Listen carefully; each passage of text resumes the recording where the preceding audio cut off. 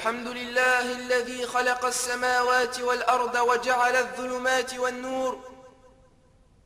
Toutes les louanges appartiennent à Allah, créateur des cieux et de la terre, et des obscurités et de la lumière. Il mérite toute forme de remerciement du fait qu'il soit parfait et que lui appartiennent les attributs de perfection.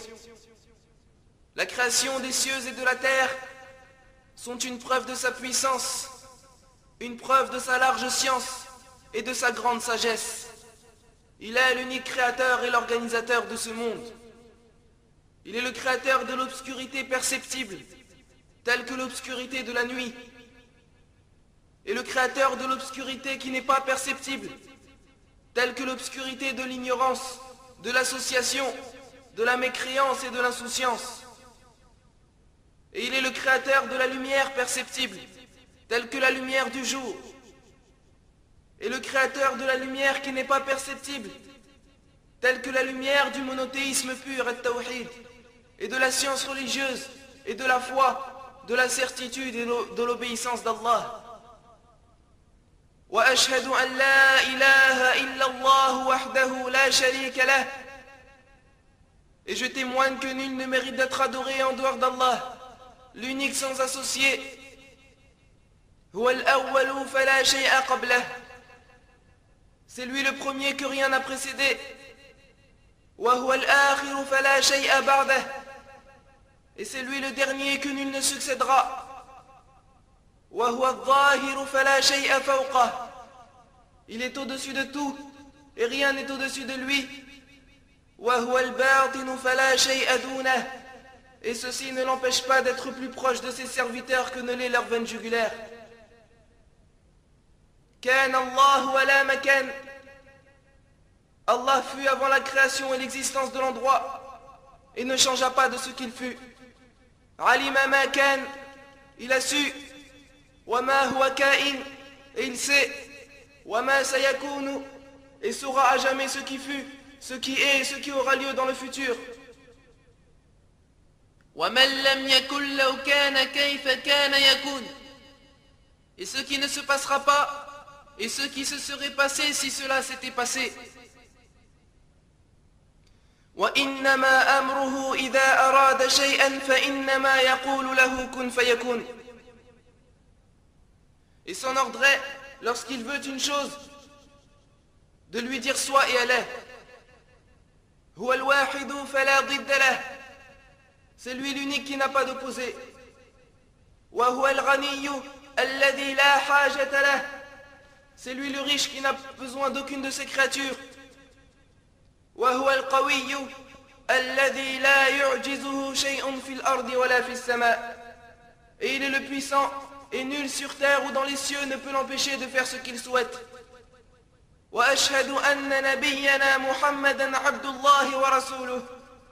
Et je témoigne que notre prophète Mohammed est son serviteur et son messager. بلغ الرسالة. Il transmit le message qui lui fut confié. وأدى الأمانة. Et il fut loyal envers ses engagements. وَنَصَحَ الْأُمَّةِ. Et il conseilla la communauté afin de les guider vers les chemins du bonheur. وَكَشَفَ اللَّهُ بِهِ الْغُمَّةِ. Et Allah éclaira ainsi les ténèbres dans lesquelles les gens vivaient, les ténèbres de l'ignorance et de l'injustice. Tout au long de sa vie, il ne cessa de combattre dans la voie d'Allah Jalla wa Ala, et il fit preuve d'efforts qui ne peuvent avoir de semblables. Ô Allah, tu as certes récompensé tes prophètes et messagers pour leurs efforts dans la propagation de l'islam. Accorde donc à Mohammed ce que tu n'as accordé à nul autre avant lui. Ô Allah, nous te demandons d'évoquer en bien auprès de toi, de bénir et de préserver de tout mal, dans cette vie et dans l'au-delà, ton noble messager, ainsi que sa famille, ses compagnons et tous ceux qui suivent son chemin jusqu'au jour dernier.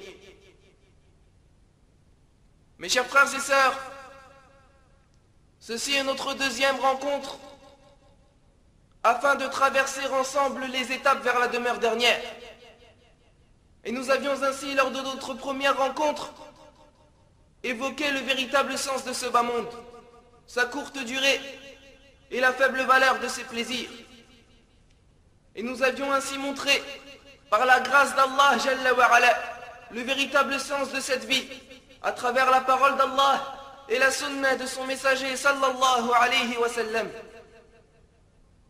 Et il incombe donc au serviteur de saisir son véritable sens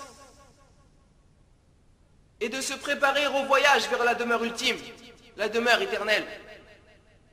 C'est pourquoi, mes bien-aimés frères et sœurs, il nous incombe à tous de se préparer à la mort. Et notre prêche aujourd'hui ne concernera ni les souffrances, ni les signes de la mort, mais plutôt la préparation à la mort. Comment se préparer à la mort? Le premier point est d'obéir à l'ordre de notre prophète sallallahu alayhi wa sallam en évoquant régulièrement la mort. Notre prophète alayhi salatu wa sallam a dit: évoquez fréquemment celui qui mettra terme à vos jouissances. Alors les compagnons lui dirent: et qu'est-ce qui mettra terme à nos jouissances? Le messager d'Allah sallallahu alayhi wa sallam répondit: la mort. Et ce hadith fut rapporté par l'imam al-Tirmidhi, l'imam al-Nasa'i et l'imam Ibn Majah, selon Ibn Umar radiallahu anhuma. Et dans le hadith rapporté par l'imam al-Bazar, et dont la chaîne de transmission est authentique, comme le dit Sheikh al-Albani rahimahullah, selon Abi Hurayrata radiallahu anhu, le prophète alayhi salatu wassalam a dit: évoquez fréquemment celui qui mettra terme aux jouissances, car nul ne l'évoque dans une situation aisée, si ce n'est qu'il lui rende cette situation étroite, et nul ne l'évoque dans une situation difficile, si ce n'est qu'il lui rende cette situation simple et facile. Et le prophète sallallahu alayhi wa sallam a de même dit: évoquez fréquemment le destructeur de plaisir. Mes chers frères et sœurs, la mort détruit, et la mort met un terme aux jouissances. La mort est celle qui disperse les clans, rend veuves les femmes, et orphelins les enfants. La mort est le destructeur des désirs et des souhaits. Évoquez fréquemment celui qui mettra terme à vos jouissances.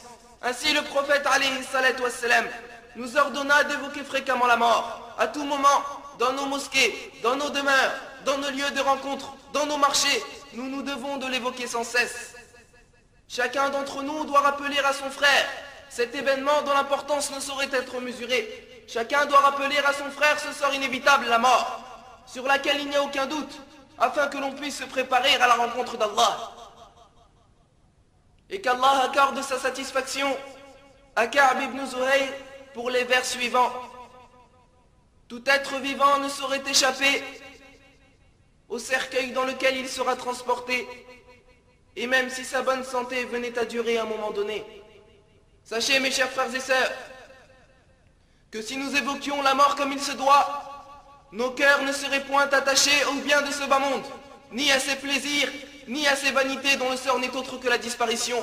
Mes chers frères et sœurs, si nous évoquions la mort comme il se doit, cela nous aurait poussé à nous munir de taqwa et de bonnes œuvres. At-taqwa, c'est ce qui est traduit par la crainte pieuse.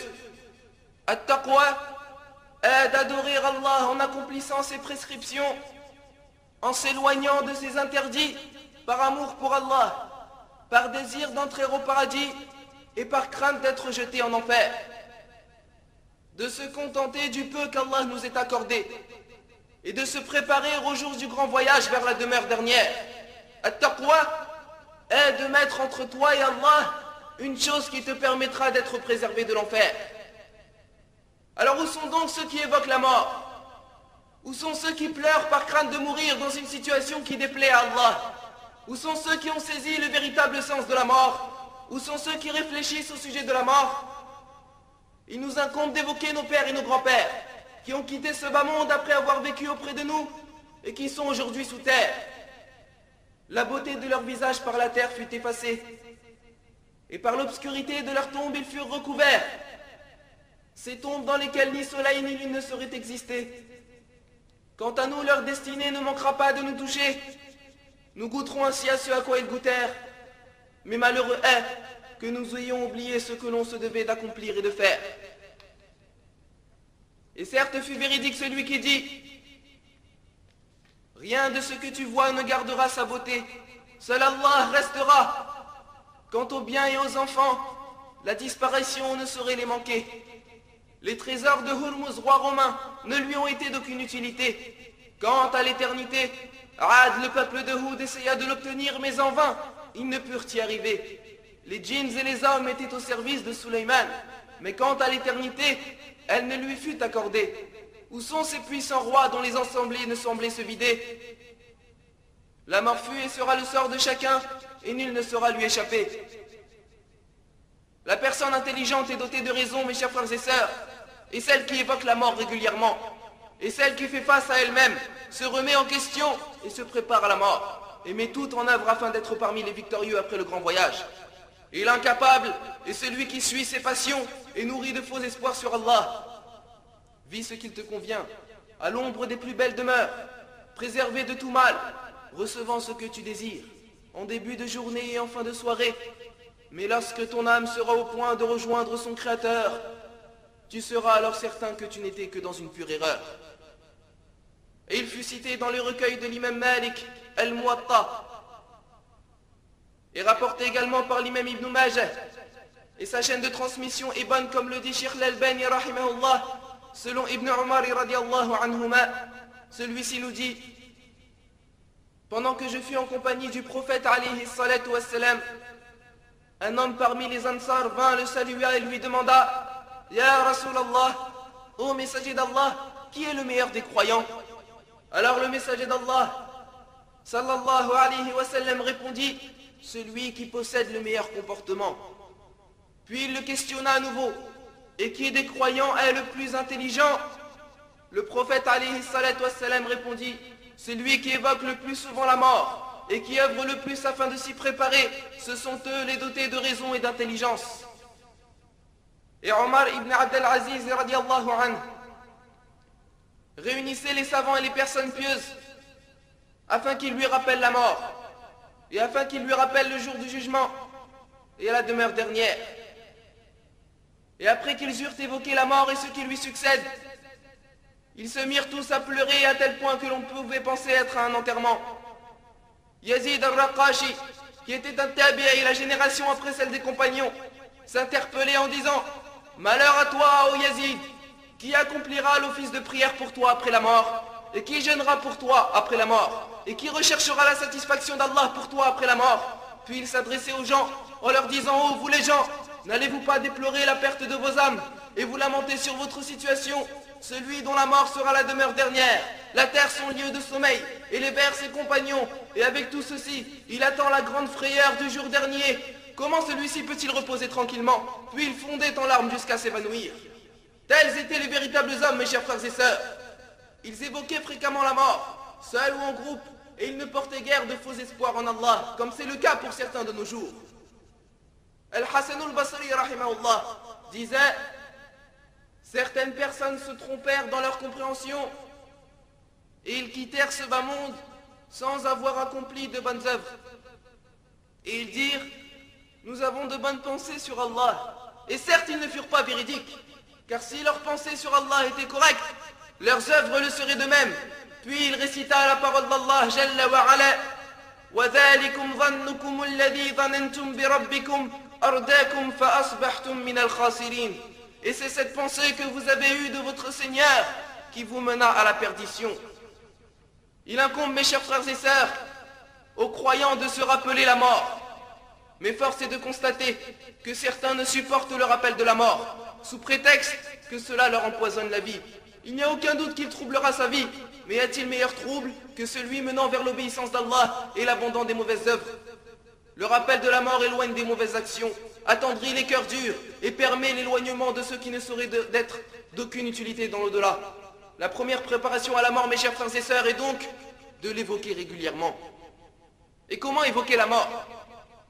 Tu peux, très chers frères et sœurs, évoquer la mort par la visite des tombes.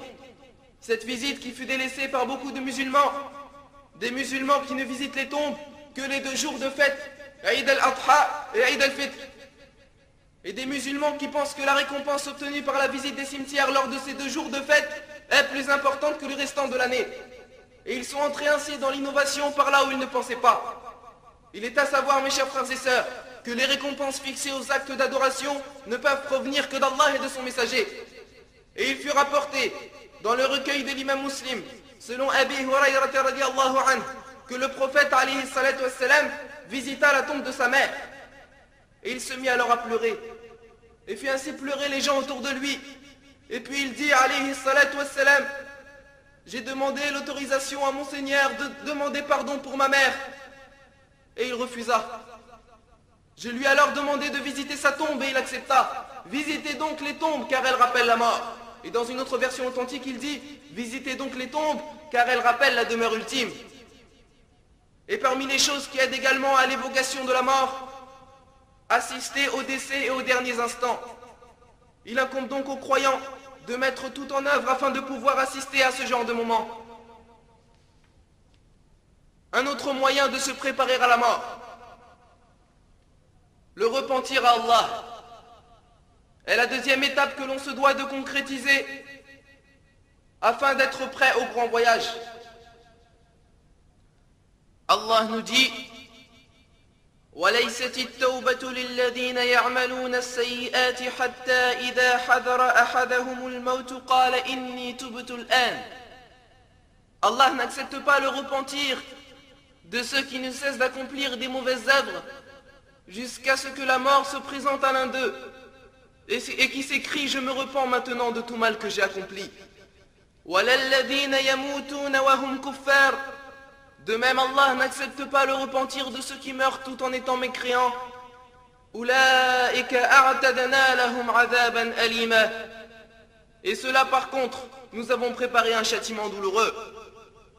Et selon Ibn Umar radiallahu anhuma, le messager d'Allah sallallahu alayhi wa sallam a dit, Allah accepte le repentir de son serviteur avant que celui-ci n'agonise et n'émette son dernier râle. Et le hadith fut rapporté par l'imam Ahmed et sa chaîne de transmission est authentique, à savoir que le râle est le bruit qui sort de la gorge de l'agonisant lors de l'enlèvement de son âme. Donc si le serviteur se repent avant son agonie, Allah accepte son repentir. Par contre, lorsqu'il arrive au dernier moment de sa vie, son repentir ne sera pas accepté, car à ce moment-là, c'est un repentir mensonger et trompeur, tel que le repentir des mécréants lorsqu'ils verront le soleil se lever à l'ouest, ou tel que le repentir de Pharaon lorsqu'il fut noyé et s'écria « Je suis croyant, mais il était trop tard ». Et les savants ont cité 4 conditions pour que le repentir soit accepté par Allah Jalla wa Ala. Premièrement, arrêter immédiatement de commettre le péché. Deuxièmement, regretter ce qui a été commis. Troisièmement, la détermination à ne plus y revenir. Et une quatrième condition, entre lui et les serviteurs, la remise des droits à ceux qui sont victimes de son injustice ou leur demander d'en faire concession avant la mort. Et cette dernière condition fut tirée du hadith rapporté par l'imam al-Bukhari selon Abi Hurayrata radiyallahu anhu. Le messager d'Allah sallallahu alayhi wa sallam a dit: quiconque a commis un préjudice envers son frère, qui touche à son honneur ou à ses biens, qu'il le répare avant l'arrivée d'un jour, où ni dinar, ni dirham ne lui sera d'aucune utilité. S'il a accompli de bonnes œuvres, il en perdra autant que le préjudice qu'il a causé. Et sinon, une partie des péchés de la personne envers laquelle il fut injuste lui sera infligée. Et dans une autre version, il fut ajouté: et sinon, une partie des péchés de son adversaire lui sera infligée jusqu'à ce qu'il soit jeté en enfer. Qu'Allah nous en protège. Celui donc qui commet un préjudice envers son frère, qu'il le répare et qu'il rende aux gens leurs droits. Et ceci s'il le peut. Et dans le cas contraire, il lui incombe de le faire écrire sur son testament. Le repentir à Allah est donc le deuxième point important afin d'être prêt au grand voyage qui est la mort. Donc premièrement, se rappeler régulièrement de la mort. Et deuxièmement, le repentir à Allah. Et troisièmement, le testament. Au sujet duquel dit notre prophète bien-aimé sallallahu alayhi wa sallam, la meilleure créature d'Allah et l'enseignant de l'humanité: il n'appartient pas à une personne musulmane qui a des choses à léguer, biens matériels ou simples recommandations, de passer 3 nuits sans que son testament ne soit rédigé auprès de lui. Et le hadith rapporté par l'imam al-Bukhari et l'imam Muslim selon Ibn Omar radiyallahu anhuma. Et Ibn Omar a dit: depuis que j'ai entendu le messager d'Allah sallallahu alayhi wa sallam tenir ses propos, il ne s'est pas passé une nuit sans que je n'ai eu mon testament près de moi. Le testament n'est pas spécifique aux biens matériels. Le testament traite des biens matériels et des biens non matériels, tels que le conseil, la recommandation, comme nous le montrerons par la suite. Alors si le serviteur souhaite faire don d'une partie de ses biens, afin d'en recevoir la récompense dans la demeure dernière, il se doit de le faire rédiger sur son testament et de prendre des témoins lors de la rédaction du don. Et il est donc un devoir pour lui de mentionner son don qui ne doit pas dépasser un tiers de ses biens lors de la rédaction de son testament. Et ceci est tiré du hadith rapporté par l'imam al-Bukhari et l'imam Muslim selon Sa'd ibn Abi Waqqas radiyallahu anhu. Celui-ci nous dit: j'étais avec le messager d'Allah sallallahu alayhi wa sallam lors du pèlerinage d'adieu et je suis alors tombé malade et j'ai même failli en mourir. Alors le prophète alayhi salatu wa sallam vint me visiter et je lui dis alors: Ya Rasulallah, ô messager d'Allah, j'ai beaucoup de biens, je possède beaucoup de biens. Ces hommes, mes chers frères et sœurs, lorsqu'ils sentaient la mort se rapprocher, faisaient l'inventaire de leurs biens pour en faire don afin de se rapprocher d'Allah. Mais malheureusement, ce comportement est devenu rare de nos jours. À titre d'exemple, citons l'histoire de celui qui arrive à l'agonie. Les gens lui demandèrent de répéter l'attestation de foi, La ilaha illallah. Et au lieu de répéter les paroles que tout musulman se doit de prononcer à cet instant, il se mit à dire: ce produit est de bon marché, car ses pensées étaient dirigées vers le commerce et les biens matériels. Telle est la situation de beaucoup de musulmans aujourd'hui. Quant aux compagnons, radiallahu anhum, lorsque la mort atteignait l'un d'entre eux, ils se rappelaient les biens en leur possession et les bienfaits d'Allah envers eux, ce qui les menait sans aucune hésitation à offrir ces biens pour la cause d'Allah azza wa jal. Et ne pensez pas que ceci s'appliquait uniquement pour les plus riches d'entre eux. Riches, modérés et pauvres étaient unis dans ce genre d'œuvre. Sa'di radiallahu anhu est donc tombé très malade et faillit même en mourir lors du pèlerinage d'adieu.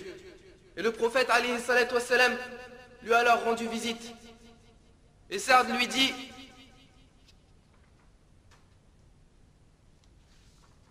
Ya Rasulallah, ô messager d'Allah, j'ai beaucoup de biens et je n'ai que ma fille comme héritière. Puis-je faire don des 2 tiers de mes biens? Alors il me répondit: non. Je lui dis: la moitié de mes biens? Il me répondit: non. Je lui dis: le tiers de mes biens? Et il me répondit: d'accord, le tiers, et c'est beaucoup. Et il lui dit: il est meilleur, ya Sa'd, toute dépense que tu fais en vue de plaire à Allah, tu en seras récompensé, même pour un morceau de pain que tu mets dans la bouche de ton épouse.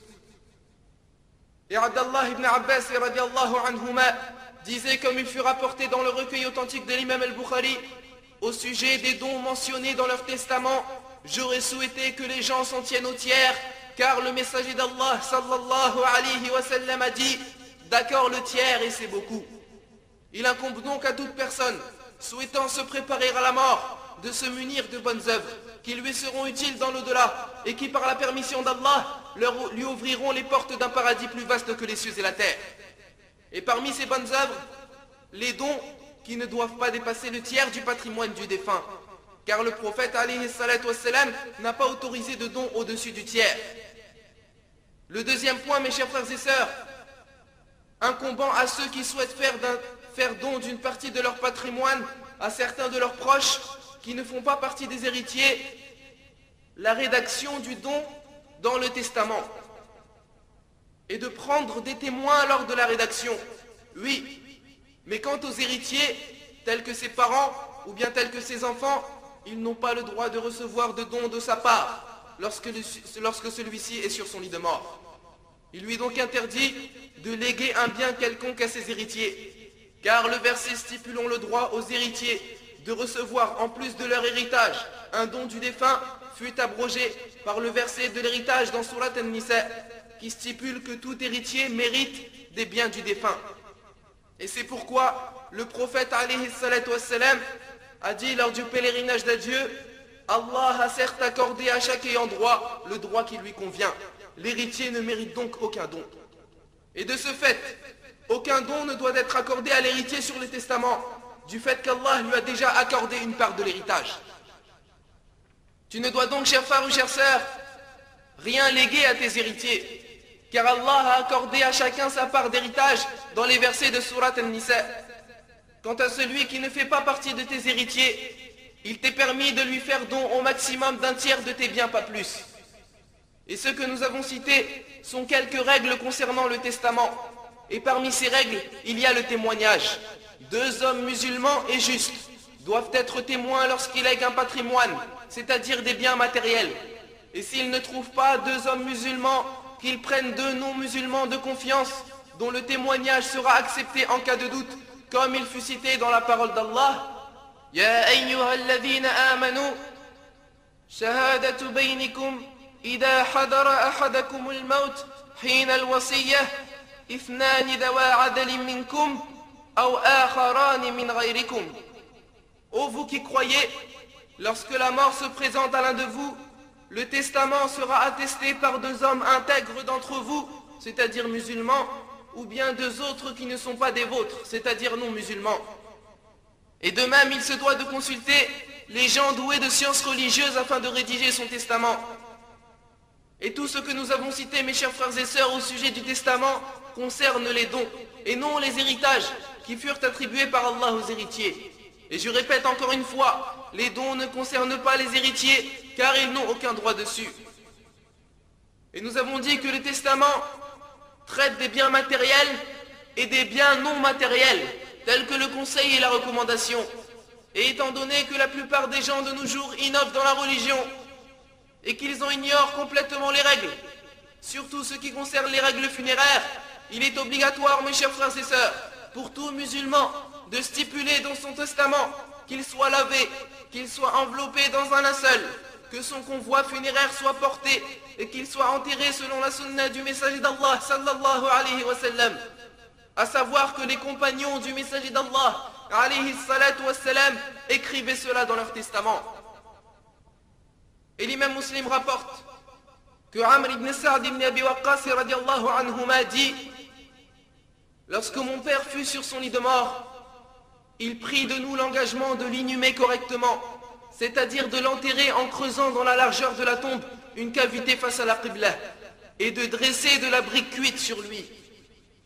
Et Abu Musa al-Ash'ari radiallahu anhu, sur son lit de mort, disait: prenez une allure rapide en emportant mon convoi funéraire, et n'emportez pas de brûleur d'encens avec vous, et ne mettez rien entre moi et la cavité dans laquelle je serai enterré, afin que mon corps soit en contact direct avec la terre. Et ne faites aucune construction au-dessus de ma tombe. Et je me désavoue, je suis innocent de toutes celles qui se lamentent à voix haute, et qui se rasent les cheveux, et qui se déchirent leurs vêtements en signe de désespoir et de révolte. Sa famille lui demanda alors: as-tu entendu quelque chose à ce sujet? Et il répondit: oui, du messager d'Allah sallallahu alayhi wa sallam. Et l'imam al-Nawawi rahimahullah a dit qu'il est fortement recommandé et presque obligatoire de mentionner dans son testament que la famille et les proches ne pratiquent pas les coutumes qui ont été innovées dans les funérailles et tiennent serment à ce sujet. Il t'incombe donc, chers frères ou chères sœurs, de t'innocenter de toute innovation risquant d'être accomplie lors de ta mort, et de le citer dans le testament. De même, il est un devoir de citer dans ton testament le nom des personnes pieuses dont tu souhaites la présence auprès de toi lors des derniers instants, afin que premièrement, elles te rappellent que tu dois avoir de bonnes pensées envers ton Seigneur Jalla wa Ala, et que deuxièmement, elles te rappellent et te dictent l'attestation de foi que la ilaha illallah, nul ne mérite d'être adoré en dehors d'Allah.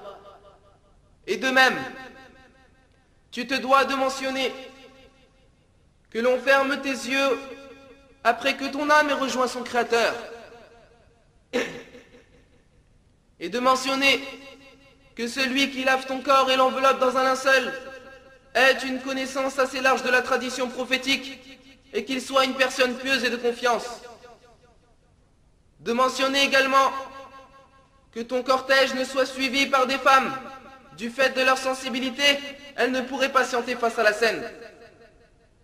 De mentionner que ton convoi funéraire soit porté vers le cimetière sans que les personnes présentes n'élèvent leur voix. De mentionner que tu sois enterré selon la tradition du prophète alayhi salatu wassalam par un homme connaissant les rites funéraires. De mentionner également que le Coran ne soit pas lu auprès de ta tombe car ceci est une innovation. Et en effet le prophète alayhi salatu wassalam aurait pu le faire mais il ne l'a pas accompli. Et si la lecture du Coran auprès des tombes était un bien, le messager d'Allah sallallahu alayhi wa sallam n'aurait pas manqué de nous l'indiquer. Et le plus important de ces conseils est le suivant: de mentionner que ceux qui ont assisté à ton enterrement restent auprès de ta tombe et demande à Allah de te raffermir lorsque les anges Munkir et Nakir viendront te questionner, et qu'ils n'oublient pas de demander à Allah de te pardonner. Et de mentionner finalement que nul ne se frappe les joues, et nul ne se déchire les habits, et nul ne pousse des cris de mécontentement. Ainsi, chers frères ou chères sœurs, si tu mentionnes les points que nous avons cités, et d'autres points qui furent rapportés dans la sunna authentique concernant les règles funéraires, tu seras alors innocent auprès d'Allah Azza wa Jal de ce qui peut se passer lors de l'enterrement. Tu seras ainsi innocent de toute innovation et de tout interdit ayant lieu lors de ta mort. Mais par contre, si ce n'est pas le cas, alors tu mériteras le châtiment d'Allah. Et un autre point important est à mentionner: les dettes. Il incombe aux serviteurs de rédiger ses dettes et de demander qu'elles soient remboursées à partir de son héritage.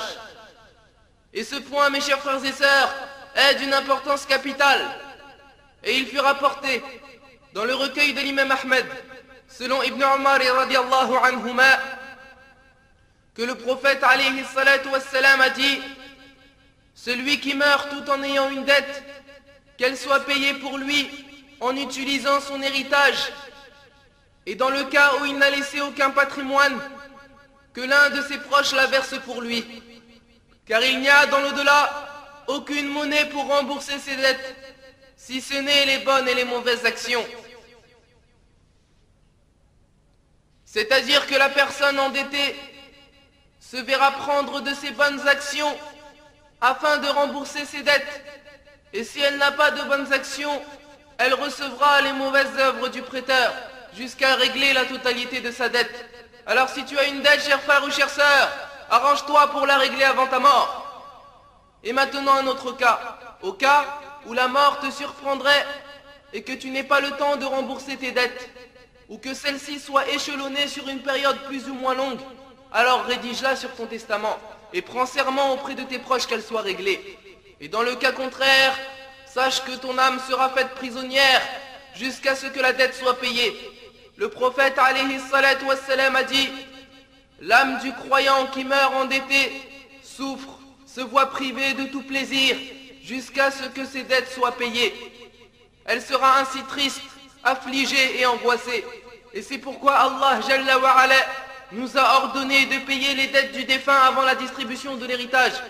Cela veut dire que la distribution de l'héritage doit avoir lieu, comme nous l'a dit Allah dans le Coran, min ba'di wasiyatin yusa biha aw dayn, que la distribution de l'héritage doit avoir lieu après exécution du testament qu'il aura fait ou le paiement d'une dette. Donc les héritiers ne doivent recevoir leur héritage qu'après le règlement des dettes du défunt. Et le règlement des dettes est donc un devoir aussi minime soit-elle. Mes chers frères et sœurs, nous venons de citer un ensemble de points que chacun d'entre nous se doit de connaître et que chacun doit mettre en pratique avant que n'arrive le destructeur de plaisir, avant que n'arrive la mort. Et néanmoins, il reste un dernier point que nous allons évoquer lors du second. Toutes les louanges appartiennent à Allah seul, et qu'Allah complémente auprès de lui et préserve de tout mal, celui après qui il n'y aura plus de messager, notre noble prophète alayhi salatu wassalam. Wa ashhadu an la ilaha illallah wahdahu la sharika lah. Et je témoigne que nul ne mérite d'être adoré en dehors d'Allah, l'unique sans associé. Wa ashhadu anna nabiyyana Muhammadan abdullahi wa rasuluh. Et je témoigne que notre prophète Mohammed est son serviteur et son messager. Oh Allah, évoque-le en bien auprès de toi, accorde-lui toutes sortes de bienfaits et préserve-le ainsi que sa famille, ses compagnons, ceux qui l'ont aimé sans avoir pu le rencontrer et tous ceux qui l'ont suivi jusqu'au jour dernier de tout mal dans ce bas monde et dans l'au-delà. Mes chers frères et sœurs, lorsque l'homme meurt, il ne peut plus œuvrer dans ce bas monde. Et la mort empêche donc l'accomplissement de bonnes œuvres. Néanmoins, par sa miséricorde, Allah a légiféré à ses serviteurs des actes dont la récompense perdure après la mort. Allah nous dit « Inna nahnu nuhyil mauta » C'est nous qui ressuscitons les morts afin de les rétribuer de leurs œuvres. « Wa naktubu ma qaddamu » Et écrivons ce qu'ils ont fait par eux-mêmes comme bonnes et mauvaises œuvres de leurs vivants. « Wa atharahum » ainsi que la conséquence de leurs actes. Le prophète alayhi salatu wassalam a dit, lorsque l'homme meurt, toutes ses œuvres sont interrompues, sauf trois choses. Lorsque l'être humain meurt, ses œuvres sont interrompues. Il ne peut accomplir ni prière, ni pèlerinage, ni glorification, ni jeûne dans sa tombe. Les actes sont interrompus par la mort. Il nous dit, lorsque l'homme meurt, toutes ses œuvres sont interrompues, sauf trois choses. Une aumône continue, une science dont les gens tirent profit, et un enfant pieux qui invoque Allah pour lui. Une aumône continue. L'aumône continue, mes chers frères et sœurs, fut définie par les savants comme étant tout ce qui peut être utile aux gens dans leur vie quotidienne, tel que le forage de pluie ou la culture d'arbres à fruits. Tout ce qui fut utile aux gens dans la vie quotidienne. Et il fut appelé dans l'islam al-waqf, le don pieux. Ces dons pieux étaient nombreux lorsque la communauté était proche d'Allah et lorsqu'elle était obéissante à son Seigneur. Mais lorsque les gens se sont éloignés d'Allah et lorsque les gens ont oublié la mort à laquelle ils devaient se préparer, ces dons diminuèrent. Et le premier de ces dons fut celui de Omar ibn al-Khattab radiallahu anhu. Lorsque les musulmans ont conquis la terre de Khaybar, Omar radiallahu anhu reçut une belle terre. Il vint alors au messager d'Allah sallallahu alayhi wa sallam afin de le questionner sur la façon d'agir avec cette terre et à qui doit-elle être accordée. Alors le prophète alayhi salatu wassalam lui dit alors: n'en tire aucun profit matériel et donne sa production en aumône. Omar a alors donné les fruits de cette terre aux pauvres et à des proches et aux invités. Effectivement, tel était le comportement des grands de cette communauté. Et lorsque la parole d'Allah fut révélée, لَن تَنَالُوا الْبِرَّ حَتَّى تُنْفِقُوا مِمَّا تُحِبُّونَ, vous n'atteindrez la véritable piété que lorsque vous ferez largesse de ce que vous chérissez.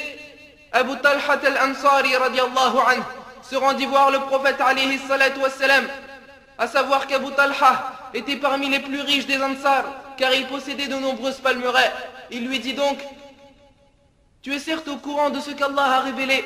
لَن تَنَالُوا الْبِرَّ حَتَّى تُنْفِقُوا مِمَّا تُحِبُّونَ, vous n'atteindrez la vraie piété que si vous faites largesse de ce que vous chérissez. Et quant à moi, je possède beaucoup de palmiers, et le plus cher de mes biens est un jardin du nom de Bayruha. Et j'ai décidé de faire aumône de ce jardin, souhaitant ainsi obtenir la véritable piété, afin qu'il soit un trésor que je retrouverai demain auprès d'Allah. Faisons don à ceux qui méritent le plus auprès d'Allah, ya Rasulallah. Alors le prophète alayhi salatu wassalam lui a répondu: j'ai bien entendu ce que tu as dit. Ceci est une affaire dans laquelle tu as grandement gagné. Faisons don à tes proches. Abu Talha en fit donc don à ses proches et à ses cousins paternels. Tels sont les dons pieux, mes chers frères et sœurs. Participe donc à une bonne affaire avant ta mort, à une affaire dans laquelle tu seras gagnant. Ces biens que tu possèdes aujourd'hui et pour lesquels tu as sacrifié les plus belles années de ta vie, à qui vas-tu les laisser? Tu les laisseras à tes héritiers qui se disputeront le partage de tes biens. Et en effet, il fut rapporté dans les deux recueils authentiques de l'imam al-Bukhari et l'imam Muslim, selon Anas ibn Malik radiallahu anhu, que le prophète alayhi salatu wassalam a dit: trois choses suivent le défunt: sa famille, ses biens et ses œuvres.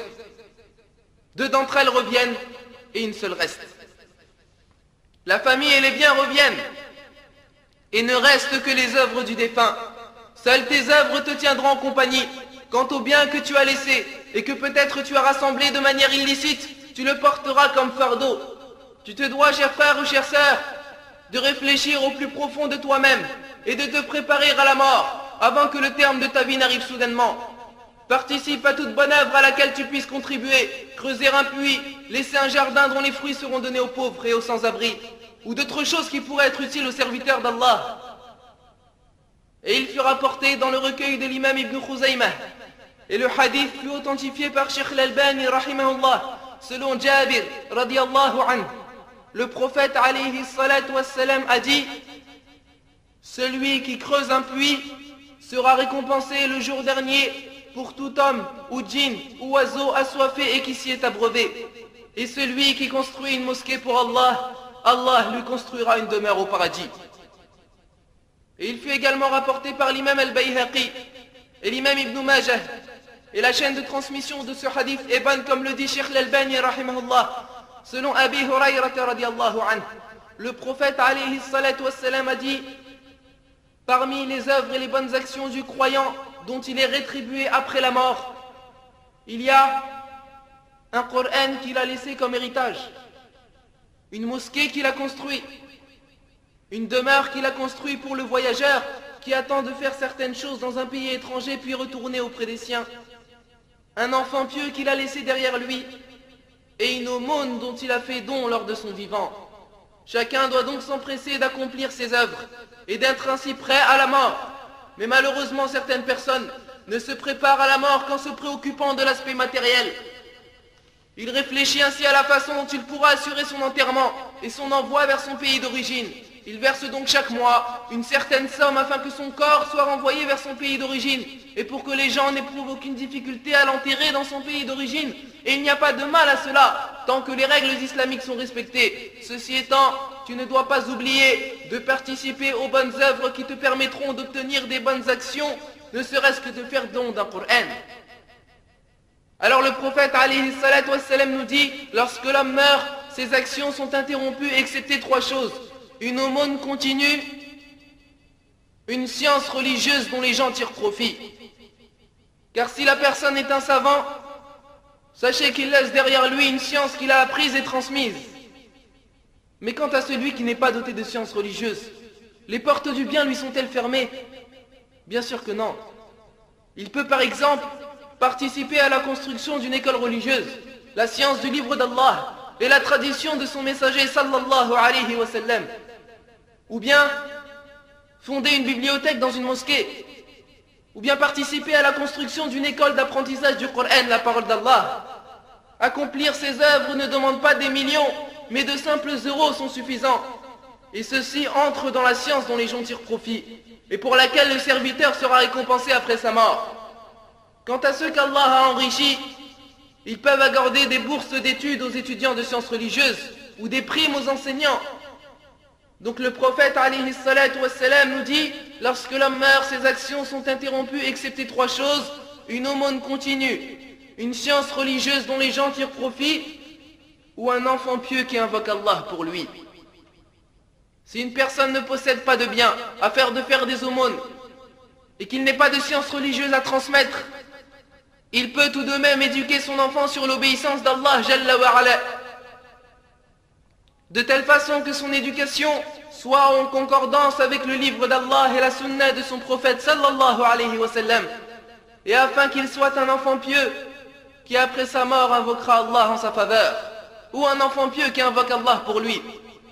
Le prophète alayhi salatu wassalam n'a pas dit un enfant désobéissant, n'a pas dit un enfant qui ne cesse de boire de l'alcool, ou un enfant drogué, car Allah n'accepte les œuvres que de ceux qui furent sincères et respectèrent la tradition prophétique lorsqu'ils les accomplirent, ou un enfant pieux qui invoque Allah pour lui. Ces œuvres sont les trésors vers lesquels s'empressent ceux qui ont donné à Allah sa véritable valeur, vers lesquels s'empressent ceux qui espèrent la récompense de leur Créateur, et ceux qui font maintes efforts afin d'être prêts à la rencontre de leur Seigneur. Quant aux insouciants, ceux dont les cœurs furent engloutis par les flots de la vie présente, ceux dont les cœurs furent engloutis par l'argent et les enfants, et le travail et les occupations, ces œuvres ne sont pour eux que de souvenirs oubliés, que le temps a effacés, et peines et difficultés que l'on a vite abandonnées. Ils ont oublié la mort, et ignoré volontairement la demeure dernière. Ces gens-là ne pensent ni à la mort, ni à la tombe, ni à ceux qui lui succèdent. Et Allah nous dit dans le Coran, الذين نسوا الله فأنساهم أنفسهم أولئك هم الفاسقون. Ceux qui ont oublié et abandonné l'obéissance d'Allah et qui oublièrent ainsi leur propre personne, ce sont eux les pervers, ceux qui transgressèrent les limites d'Allah. Et comme le dit le poème suivant, oublie et ne t'occupe plus de ton enfance, et rappelle-toi et pleure sur tes mauvaises actions. Les deux anges ont notifié ce que sous l'emprise de l'insouciance tu as oublié. Ton âme n'est qu'un dépôt qui te fut confié et qui malgré toi te sera retiré. Cette trompeuse vie pour laquelle tes efforts ne cessent d'augmenter est vouée à disparaître, telle est sa réalité. Et sois sûr que de nuit comme de jour, nos souffles sont comptés et dénombrés. Et Allah nous dit, فَلَا تَعْجَلْ عَلَيْهِمْ إِنَّمَا نَعُدُّ لَهُمْ عَدًّا. Ne te hâte donc pas contre eux. Nous tenons certes un compte précis de tous leurs actes. Leurs jours sont comptés, leurs souffles dénombrés, leurs actes transcrits et les battements de leur cœur sont bien déterminés. Ne te hâte donc pas contre eux. Nous tenons un compte précis de tous leurs actes. Et comme le dit le prophète alayhi salatu wassalam, évoquez fréquemment celui qui mettra terme à vos jouissances. Ibad Allah, serviteurs d'Allah, préparez-vous à la mort par l'accomplissement de bonnes œuvres. Préparez-vous à la rencontre d'Allah avant d'être surpris par la fin de votre vie. Chers frères ou chères sœurs, adresse-toi à ton âme par les paroles suivantes. Le grand voyage s'approche et un malheur inévitable t'attend. Prépare-toi donc et ne sois pas distraite par les longs et faux espoirs. Sous peu tu t'apercevras que l'amitié fut oubliée. La disparition est le sort de chacun. Ce jour-là, le faible comme le fort auront le même destin. Mais il est fort regrettable de constater que beaucoup ne se rappellent de la mort que lorsqu'ils ont vieilli. Et car beaucoup de jeunes aujourd'hui pensent qu'ils ne mourront jamais. Mais il est à savoir que la mort ne fait pas de distinction entre une personne âgée et une personne qui est jeune. La mort ne fait pas de distinction entre une personne qui obéit et une personne qui désobéit à Allah. La mort ne fait pas de distinction entre un homme et une femme. Donc il nous incombe, mes chers frères et sœurs, de nous préparer à la mort par ce que nous avons cité auparavant. Et je demande à Allah tabaraka wa ta'ala qu'il fasse que l'on se soit préparé à la mort avant qu'elle n'arrive. Et je tiens à préciser par la même occasion que toute parole véridique de ce prêche ne peut provenir que d'Allah seul, et que toute erreur ou omission ne peut provenir que de votre humble serviteur ou du shaitan, et qu'Allah évoque en bien auprès de lui dans les grandes assemblées, et préserve de tout mal dans ce bas monde et dans l'au-delà, et accorde sa bénédiction à notre noble messager, ainsi qu'à sa famille, ses compagnons, et ses bien-aimés, et tous ceux qui suivent son chemin jusqu'au jour dernier.